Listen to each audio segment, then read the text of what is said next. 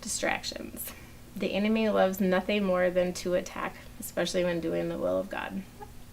And getting to know my brothers and sisters on this team, and we've had plenty of time to do this over the last year, and in learning of their distractions and struggles, it was clear that the enemy seemed to strike hard on us during this process. I personally struggle with the loss of a friend to suicide, the loss of my husband's grandfather, and the hardest for me, the loss of my dad to cancer. Not to mention just daily life that gets in the way sometimes, working a full-time job and coming home to my most important job of being a wife and a mother to two very active, and sweet 3 and 5-year-old girls. All that said, God is good. I know He's in control and had me exactly where He wanted me on this team. We may all have wondered, and I know we did, why us?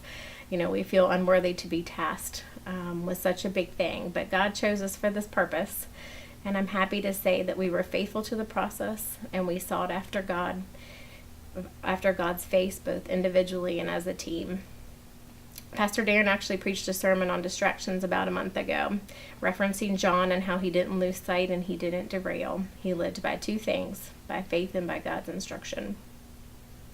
The man we've prayerfully chosen, the man we feel God has picked to lead Parkway, this man's love for Christ is contagious.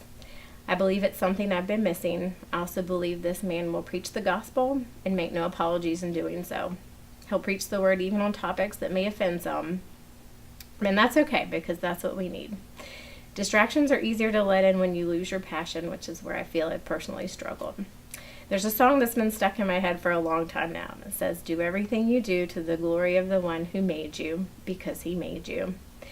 And my 91-year-old grandmother also told me a few months ago, "Valerie, whatever you do, make sure you stay busy for the Lord." I also recently came across verses in Colossians 3:23 and 24.